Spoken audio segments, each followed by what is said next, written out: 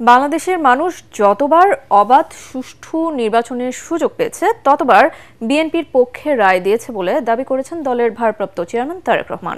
পিরোজপুর সদরে আওয়ামী লীগ সরকারের আমলে সন্ত্রাসীদের হামলায় আহত বিএনপির প্রবীণ কর্মী মোতালেব আকনের সাথে লন্ডন থেকে ভার্চুয়ালি সাক্ষাৎ করতে গিয়ে তিনি একথা বলেন।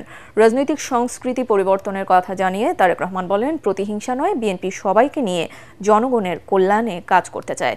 আমরা বিএনপি পরিবারের আয়োজনে অনুষ্ঠানে দলের সিনিয়র যুগ্ম মহাসচিব রুহুল কবির রিজভী ও সংগঠনের আহ্বায়ক আতিকুর রহমান রুমন বক্তব্য রাখেন। অনেক হয়েছে আন্দোলন, অনেক হয়েছে স্লোগান, অনেক হয়েছে মিছিল, অনেক হয়েছে মিটিং।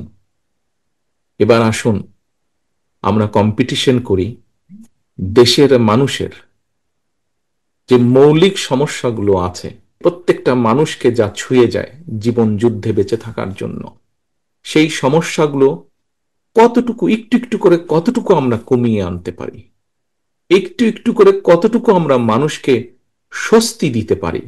আসুন আমরা কম্পিটিশন করি সেই পরিকল্পনাগুলো গ্রহণ করার জন্য।